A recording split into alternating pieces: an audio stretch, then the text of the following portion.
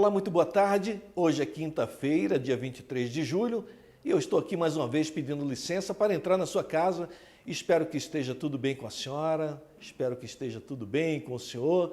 Está começando o programa Com Brasil Nordeste de hoje. No Com Brasil Nordeste de hoje, temos o giro de notícias com os nossos colegas espalhados nesse país afora. Temos também De Olho na Rede. Alguém colocou algo muito especial nas redes sociais. Temos ainda uma entrevista muito legal com o sociólogo Túlio Kahn, ele que é especialista em segurança pública e vai comentar sobre feminicídio, sobre violência, enfim, um ótimo bate-papo no programa de hoje. Muito obrigado pelo carinho da sua audiência. Está no ar o Com Brasil Nordeste.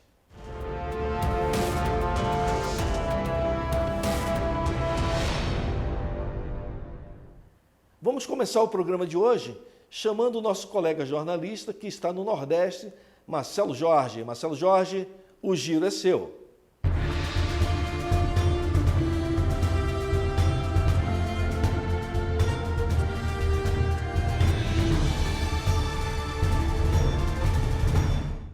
Olá, muito boa tarde, Sandro e amigos que acompanham o Brasil Nordeste aqui na TV Com Brasil.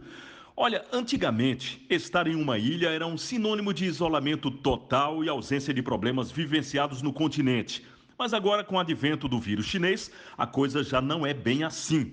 A administração da ilha de Fernando de Noronha, junto ao Ministério Público, assinou um protocolo de prevenção à Covid-19 para a entrada de moradores e funcionários na ilha. Uma das medidas determinadas é a identificação das pessoas que chegarem ao arquipélago através de uma pulseira que indicará que as mesmas estão em quarentena. O protocolo permitirá multar os recém-chegados que não respeitarem o isolamento. Além disso, também será multado quem não usar máscara. As medidas entraram em vigor desde a última terça-feira. Pois é, infelizmente nem as ilhas escaparam desta tormenta. Por falar em ilha, eu, Marcelo Jorge, que estou no Nordeste, retorno à ilha de edição nos estúdios da Brasil Nordeste. Com vocês. Ainda na região Nordeste, a nossa assistente de mídias sociais, Natânia Mello, vai trazer o seu giro. Um relatório feito pelo Conselho Regional de Medicina do Piauí aponta a escassez de medicamentos para tratamento de pacientes graves com Covid-19 nos maiores hospitais públicos do estado. De acordo com o levantamento, as 32 medicações mais utilizadas nas UTIs para pacientes com a infecção estão em falta nos estoques das unidades de saúde. A investigação do CRM indicou um desabastecimento generalizado de medicamentos sedativos, analgésicos, relaxantes musculares e de controle da pressão arterial.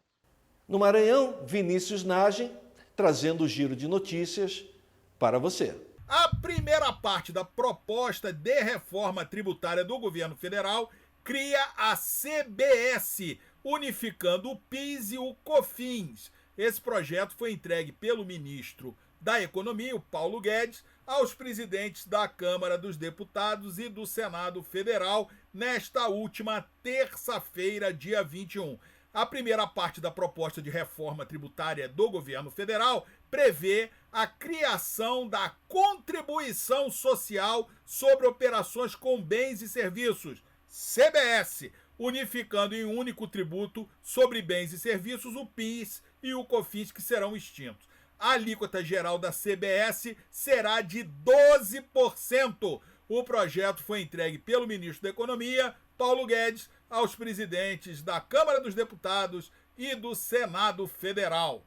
Maranhão, com a entrega dessa parte da proposta do governo, a comissão mista da reforma tributária do Congresso, composta por deputados e senadores, deverá retornar às suas atividades já na próxima semana. Instalada desde março deste ano de 2020, o colegiado ele tem o desafio de unir num único texto que tramita no parlamento, uma na Câmara e outra no Senado, as duas propostas e mais as sugestões do governo federal. A comissão mista, ela tem uma forte representatividade maranhense, pois ela é presidida pelo senador Roberto Rocha e tem como vice-presidente o deputado Hildo Rocha, ambos da bancada do Maranhão. Aqui, Vinícius Nagem, direto para o programa Brasil Nordeste. Em São Paulo está o nosso colega jornalista Eduardo Negrão. Eduardo Negrão, a tela da TV Com Brasil é sua. Boa tarde, telespectadores e youtubers do Brasil Nordeste TV Com. O Brasil continua sendo o país das carteiradas. Ontem, na pequena cidade de Pompeia, não é na Itália não, viu, Sandro Mauro? No Oeste Paulista, uma médica já publicamente constatada com Covid-19 tentou por 2 vezes adentrar a Caixa Econômica Federal daquele pequeno município. A profissional que atua em várias cidades da região foi notificada por boletim epidemiológico desde o dia 14 de julho que deveria permanecer em quarentena até o dia 24 de julho, pois apesar dela não apresentar os sintomas, ela pode contaminar terceiros. Foi a vigilância sanitária, foi a polícia, a médica deu carteirada, o marido ajudou, aquele caso clássico brasileiro. Você sabe com quem você está falando? O mesmo que aconteceu em Santos dias atrás com o desembargador do Tribunal de Justiça paulista, o doutor Eduardo de Almeida Prado, nome tradicional aqui, eles são 400, essa família. Ele humilhou o guarda civil Cícero Hilário, chamou de analfabeto, ainda ligou para o secretário de segurança do município de Santos, enfim, carteirada clássica. Mas a coisa se reverteu. O desembargador Eduardo Almeida Prado provavelmente será punido pelo Conselho Nacional de Justiça. Punido assim, né? Punição de juiz é tomar um tapinha na mão e, quando muito, uma aposentadoria de 40 mil por mês. O cara é condenado a viver com apenas 40 mil por mês. Mas, de qualquer forma, o Cícero Hilário e o seu colega de guarda civil foram homenageados pelo prefeito Paulo Barbosa de Santos e receberam medalhas por sua conduta exemplar, não apenas por ter aplicado a multa que o desembargador rasgou, mas por ter mantido a calma e lidado com a situação sem nenhum excesso. E tem mais, com essa publicidade em cima do desembargador, se descobriu que ele é um grande fazendeiro num terceiro município paulista, em Birigui, e que na disputa dessa herança houve até homicídio, com 2 irmãs sendo assassinadas. É mole ou que mais? Eduardo Negrão, direto de São Paulo para o Brasil Nordeste. Daqui a pouquinho teremos o De Olho na Rede. Veja que vídeo legal que foi postado nas redes sociais. Nós vamos a um breve intervalo comercial e o programa Com o Brasil Nordeste volta já já.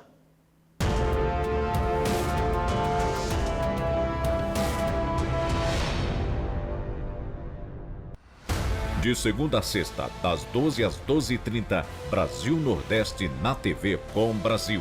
Canal 28, na Sky e Oi TV. TVs Claro e NET, no Canal 3 e na TV Vivo e GVT TV, Canal 239. Brasil Nordeste na TV Com Brasil. De segunda a sexta, das 12 às 12h30, apresentação Sandro de Moura.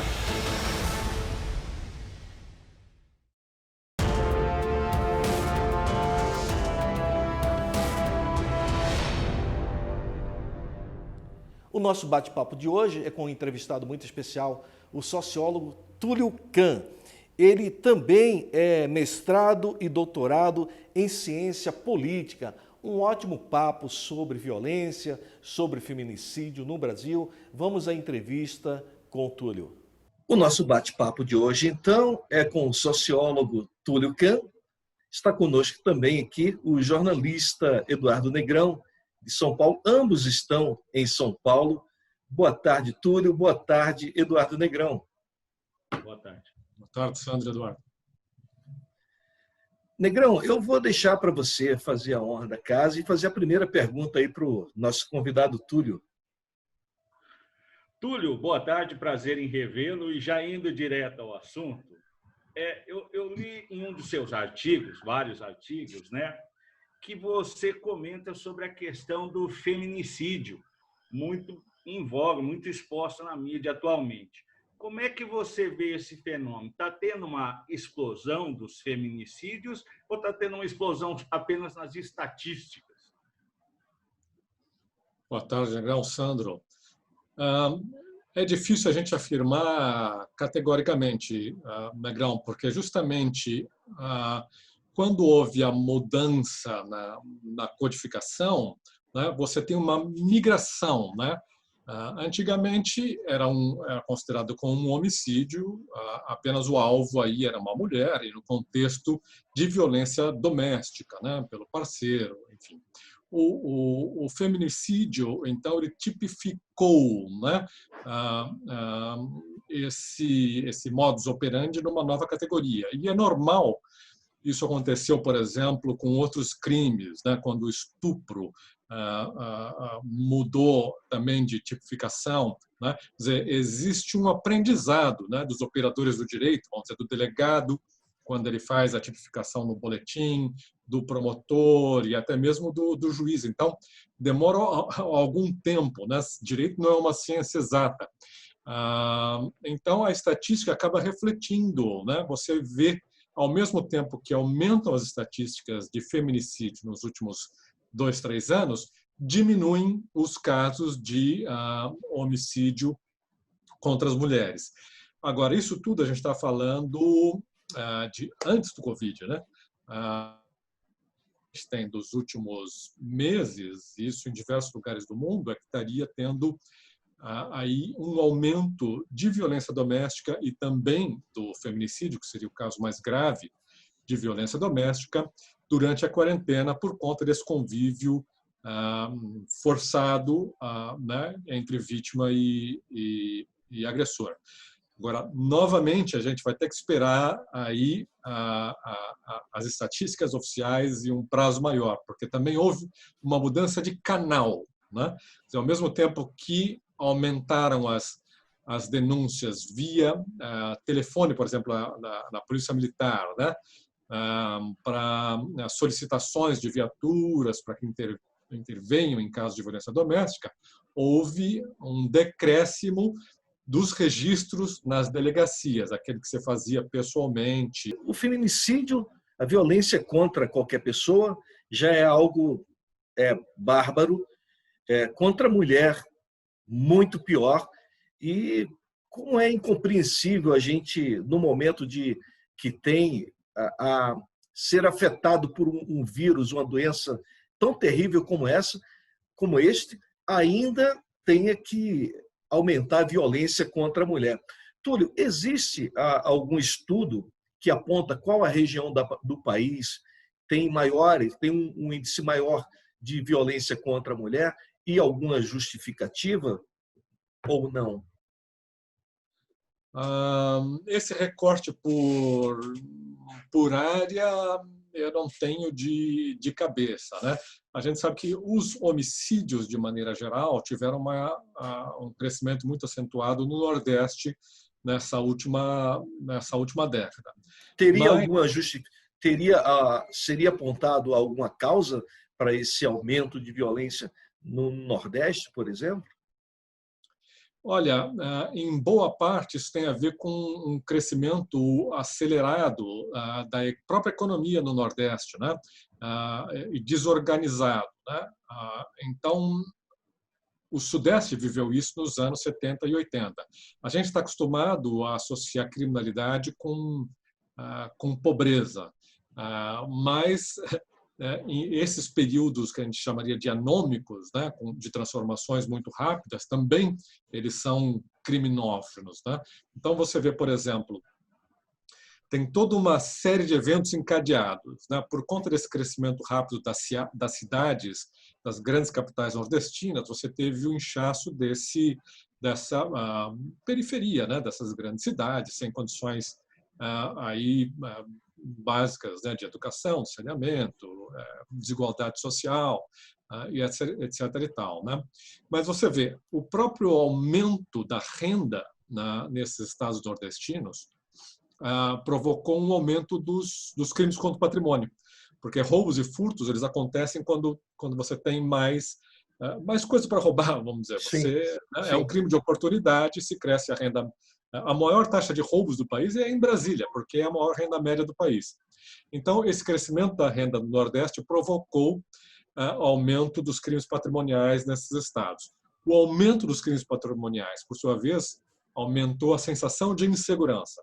Aumento de sensação de insegurança aumenta o número de armas em circulação, com pessoas comprando arma, né, teoricamente, para se defender. Essas armas depois têm um impacto no homicídio. Então, essa é uma das explicações, é esse ciclo, né, que começa com crescimento econômico acelerado, com desorganização social, e vai lá na frente terminar com homicídios. Você está assistindo a entrevista com o Túlio Kahn, ele que é especialista em segurança pública. Vou aproveitar aqui e fazer um break muito rápido para dar parabéns a algumas cidades que estão aniversariando hoje. Na Bahia temos a cidade de Serrolândia completando 58 anos. Temos também Conceição da Feira, essa já está um pouquinho mais idosa, 94 anos, Conceição da Feira, no estado da Bahia. E nas Alagoas, Japaratinga, 60 anos. Parabéns a todos os munícipes. Eu espero que os gestores, os prefeitos e vereadores estejam cuidando bem da sua cidade. Se puder, manda um WhatsApp para a gente dizendo o que tem de legal aí na sua cidade, que a gente quer colocar aqui na tela da TV Com o Brasil. Vamos voltar à entrevista com o sociólogo Túlio Kahn. Que a gente sempre ouve essa ênfase à questão de que a maioria das vítimas são não brancos, ou são pardos e negros. Mas isso não tem a ver também com um número muito maior de pardos e negros no país? Não, quando você faz essa afirmação, você controla, né, pela presença percentual deles na população. Então, é desproporcional mesmo em relação à representação de não branco. Agora, é óbvio que a população negra no Brasil tem os piores indicadores sociais, né? De renda, de educação, de desemprego, moram em bairros violentos. Então, em tese, elas têm um envolvimento também desproporcional com criminalidade. Então, isso é parte da explicação de por que elas também são desproporcionalmente vítimas de homicídio. Até porque vítima e autor de homicídio, em geral, moram muito próximas e frequentemente se conhecem, né? A boa parte dos nossos homicídios são interpessoais, ou seja, acontecem entre pessoas que se conhecem. Tem essa dinâmica e tem a dinâmica, obviamente, criminal ligada aí à disputa de facções. É o caso do Ceará, por exemplo, nesse momento, né? A gente está vivendo lá presenciando uma explosão acima da média nacional em função de disputas entre gangues. E é interessante se observar que nesse período da epidemia, os crimes contra o patrimônio, estão de roubos e furtos, despencaram, né? Porque você tem metade da população em casa em quarentena. Então, obviamente, com menos gente na rua, a gente estava falando menor a oportunidade de cometimento de crimes. E não só no Brasil, né, em outros países também. Estou fazendo agora um estudo comparado com Nova York, com Estocolmo e São Paulo, né? Todos esses indicadores de furto e roubo despencaram fortemente. Porque a gente está diante, talvez, de um fenômeno, né, em escala global, que é o maior, vamos dizer assim, experimento natural, né, em termos criminológicos, da história da humanidade, né? Vários criminólogos em diversos países estão com projetos nesse momento, né? Porque você consegue, então, estudar, né, qual o efeito da quarentena. A quarentena começa em momentos diferentes em diferentes países né, o que os países têm de igual, o que tem de diferente nas dinâmicas criminais. Tem diversos projetos criminológicos muito interessantes em andamento. Túlio, a palavra milícia e miliciano também está em todos os jornais. Conversando antes com o Sandro, eu estava explicando, ou até pedindo uma orientação dele pelo seguinte: a minha impressão é que a milícia é um fenômeno carioca, não o tráfico, crime organizado, nós temos gloriosamente aqui o nosso PCC, mas a milícia me parece um fenômeno carioca. Nós não temos milícias em São Paulo. Por quê? Deixa eu só aproveitar o gancho aí, nessa pergunta carioca, Eduardo Negrão. Obrigado por você fazer a pergunta. E dizer o seguinte, mas na região Nordeste tem aquele matador de aluguel, tem aquele camarada aquele capanga que é contratado para fazer esse serviço sujo que a milícia faz no Rio de Janeiro, só que faz numa escala de negócio, né? Tanto que a Justiça do Rio de Janeiro, eles tratam como, tem lá um cidadão que está lá preso, acusado de ser o dono do escritório do crime. Então, trata-se como negócio. Mas você vê alguma relação, ou de fato, como o Negrão falou, no Rio de Janeiro é o ápice desse negócio? O Rio de Janeiro, vamos dizer assim, é o tipo ideal, né? Mais desenvolvido. E eu acho que isso tem a ver com a questão de controle territorial, né? Quer dizer, essa é a diferença, por exemplo, matadores policiais de um horário de folga, contratados por comerciantes locais para eliminar criminosos e pequenos criminosos da região. Isso já houve em diversos estados, ainda, né? Em São Paulo, inclusive. É uma prática antiga. Mas então, acho que a milícia tem essas diferenças. Primeiro, é isso, é crime organizado, né? Então, você tem um escritório, né? Você tem a venda de gás, de sinal de televisão, você tem, né, lavagem de dinheiro, que é muito mais sofisticado do ponto de vista de organização do que o matador, né? Que agia nas periferias aqui nos anos 60 e 70, né, em São Paulo e em outros estados. E eu acho que nesse domínio territorial e nessa capacidade de organização, as milícias emulam o tráfico no Rio de Janeiro, que também tem essa característica, né? O tráfico no Rio de Janeiro, então, ao contrário, vamos fazer a distinção de São Paulo, né? Onde você tem praticamente um monopólio, né, de PCC na distribuição, mas a venda é feita por milhares de microtraficantes. Tá? Diferente, então, no Rio de Janeiro, onde você tem alguns poucos grandes comandos. E a milícia nasceu da tentativa de combater o tráfico. A milícia foi incentivada, né? Inclusive pelo Estado, no sentido de que o Estado fechou. Ela foi ou ainda é? É possível sobreviver sem a anuência do Estado? Olha, acho que na melhor das hipóteses existe aí talvez uma vista grossa, né? Muitas vezes, porque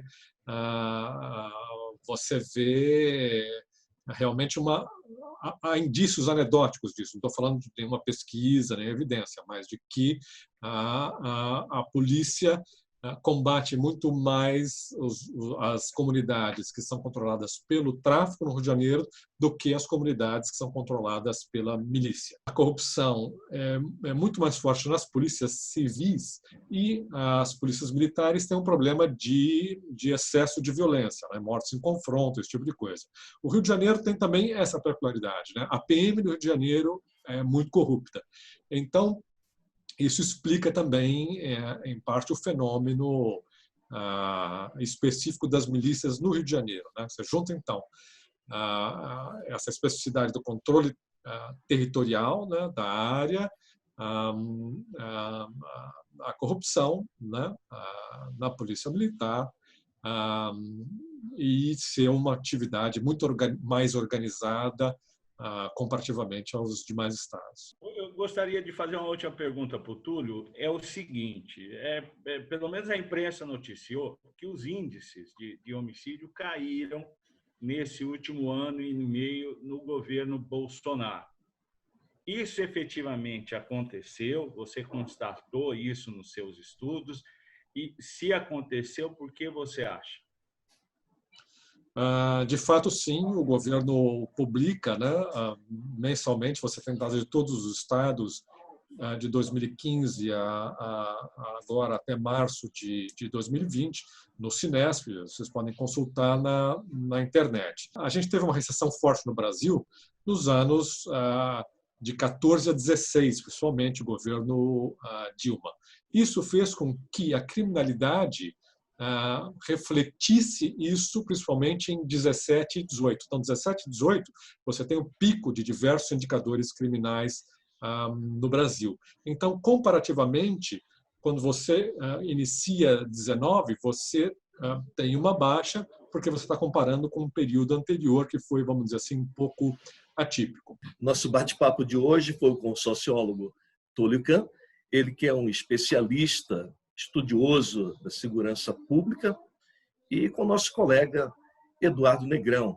Obrigado, Túlio, pela gentileza. Esperamos ter você aqui mais vezes. Prazer, eu que agradeço, Sandro, Eduardo, foi um prazer falar com vocês. Obrigado, Eduardo. Até a próxima. Quero agradecer aqui ao Túlio, ao doutor Túlio, por essa gentil entrevista que ele se deu ao programa Com Brasil Nordeste. Agradecer também, óbvio, o carinho da senhora, do senhor, da sua audiência. Olha que vídeo bacana que foi postado nas mídias sociais e nós vamos dividir aqui com você. Bem-vindo, meu presidente. Me desculpe se eu fui com você indecente. É que falaram que o senhor era o presidente, que ia cortar o Bolsa Família, o nosso alimento. Bem-vindo, meu presidente. Puxa aí uma cadeira e vamos conversar, que eu já tava cansado de tanta promessa. És um homem de palavra, vejo em teu olhar. Meu presidente, aqui tem gente que se vira só com um Bolsa Família, é de partir o coração. É como se o Nordeste não fizesse parte da nação. Perdão por não ter botado em dia que passaram imagem falsa no Senhor pra nossa gente. Mas você é um homem decente, um baita presidente. Foi Deus quem te colocou na presidência. Você é um grande espelho pra toda a nação. O Nordeste reconhece e conquistou meu coração. Você não é vingativo, é um verdadeiro irmão. Tentaram até dar fim à sua vida, por não ter outra saída de ganhar de você. A nação pediu pra Deus pra não deixar você partir. Se você está aqui, é por permissão de Deus. Bolsonaro é o nosso presidente, o Brasil de ponta a ponta quem lhe colocou aí. A bandeira vermelha comunista teve que sair. Obrigado por lembrar da nossa gente, do Nordeste, do carente que não votou em você. Vamos esquecer o passado e fazer o Brasil crescer. Muito obrigado mais uma vez. Que bom que a senhora teve a paciência de assistir o nosso programa. Que bom que o senhor ficou aí de frente para a tela assistindo a programação da TV Com Brasil. Eu quero finalizar o programa de hoje agradecendo a Ribamar Castro, que é do estado do Maranhão. Quero agradecer a Adriano Caramuru, Igor França, Larissa Cavalcante, Erotildes Antunes, João Ribeiro, Pastor Jadson Cunha, André Luiz e Benício Bento. A todos vocês que estão acompanhando a gente também através das mídias sociais, um grande abraço da equipe da TV Com Brasil e do programa Com Brasil Nordeste. Amanhã eu quero contar com o carinho da sua audiência mais uma vez. Ao meio-dia nós estaremos aqui na tela da TV Com Brasil, porque tudo que é bom com o Brasil fica ainda melhor. Até a próxima.